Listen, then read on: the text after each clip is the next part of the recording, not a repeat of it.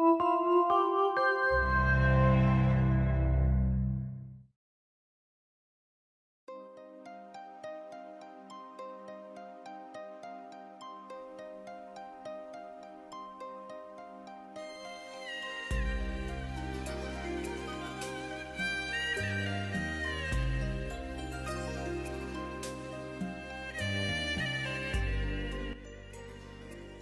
Little Saigon district in City Heights is an area that's been designated by the city of San Diego because there are more than 100 businesses that are owned by Vietnamese business owners that are maybe refugees from Vietnam or that migrated here and they've made City Heights their home. It's a great day to be doing an amazing unveiling and working with our state representatives to making today's festivities happen. San Diego City Council had an opportunity to meet with some of the residents that I represented who had this idea of a Little Saigon. The state's doing its part by utilizing this heavily traveled corridor to make sure everyone knows that Little Saigon is right here.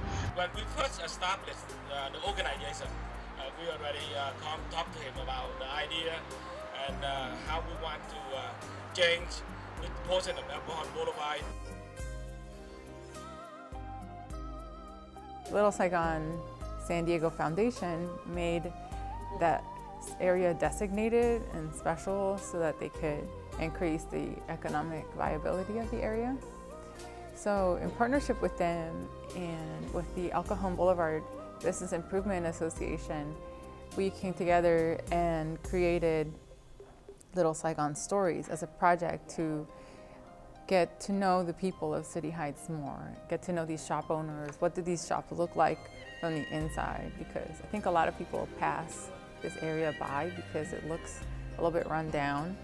And once you go inside some of these shops, it's just beautiful. You see all this culture, you see the color, you see that these shops are really kept well by the owners.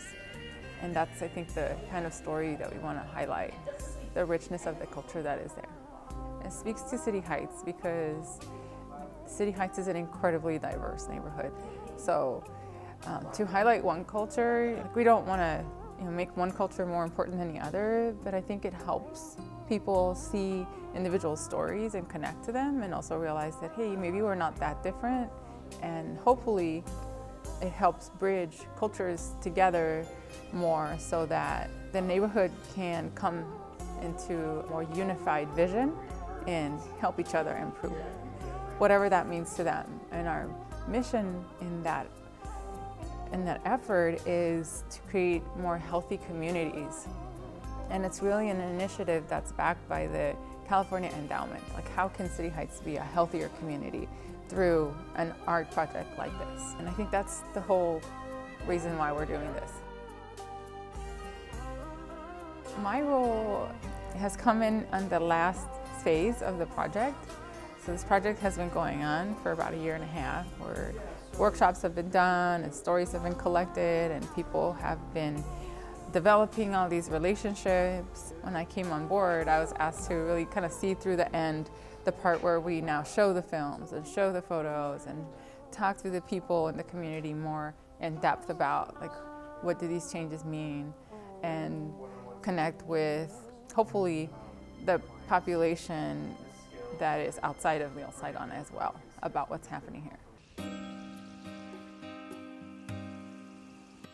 I think it started with my predecessors, with Ethan talking to Beryl, who's the lead at the Business Improvement Association, and the former executive director at Aja. With Aja specializing in doing photography projects with refugees, and with the Beryl specializing in connecting with businesses and through film, we thought that would be like a really powerful combination to highlight these stories and bring press, bring political attention, bring the concerns up to the surface so that people became aware of them.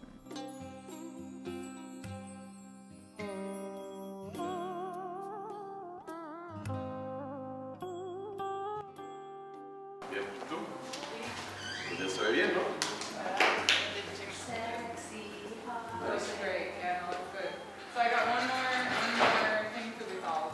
Okay. That I thought was resolved and it's not resolved. The Aja project is preparing all of the photo exhibitions as well as the general installation. So they're designing the installation, they're preparing all of the prints and the projection surface for the video. My own personal work is really deeply rooted in the inclusivity of all people and trying to help people use art and photography to help them talk about what's on their mind or what the community needs or something that the community is dealing with.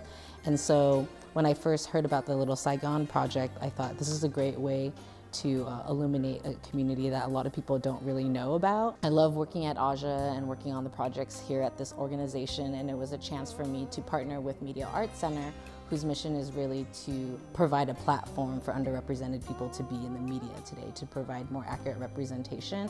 And I thought that was like a really good blend of the things that I just love as an artist. My role in the Little Saigon Stories project is to have oversight and help facilitate the creative process of the artist, Rizal. I support her in making things happen, having a visual input, using my knowledge and the things that I know about the community that we serve and the space that we're in to be able to implement good material, a good product, a good art piece. I have all the student work printed, but I'm in the process of sewing the images together. And so our installation is not a traditional installation.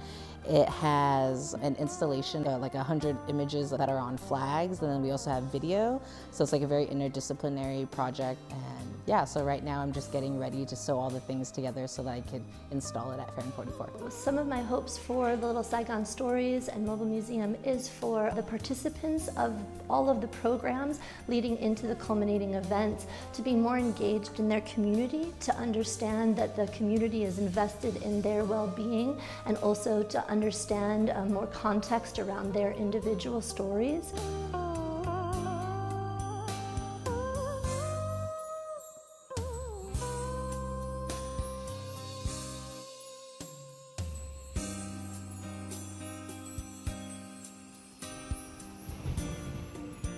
I would definitely emphasize our relationships with our community-based partners. I also believe that in terms of accessing a population that is very important to this community, working to kind of examine and explore the stories for both the individual participants but also for the community at large. Media Arts Center is partnering with Aja Project and the Alcantar Boulevard Business Improvement Association with the Little Saigon San Diego Foundation and the Fair at 44. Supporters are San Diego Commission for Arts and Culture, LISC San Diego, the National Endowment for the Arts, and the California Humanities.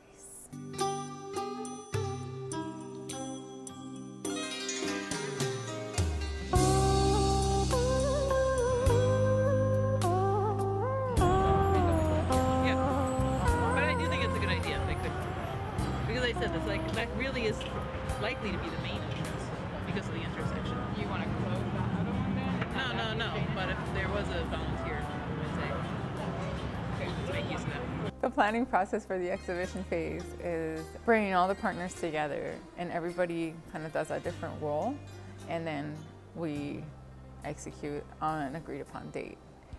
So basically, the Media Arts Center is entrusted with getting the films prepared for showing and with all of the community engagement events, so basically event planning.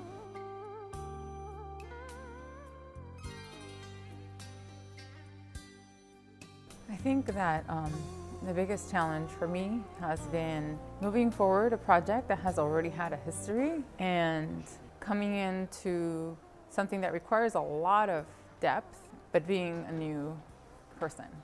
It's taken me some time to get to know our partners, and I'm really working hard on understanding how we can better collaborate and work together so that we're all in sync. And I think we've experienced some challenges in that area, which everybody's been very graceful in trying to address them. But as nonprofits are, everybody's got a lot of other projects going on, and this one sometimes gets lost in the mix. And so there's just a lot of collaboration work that we're really needing to to pull forward to make this project happen. And I'm really proud of my partners and how much they've come through.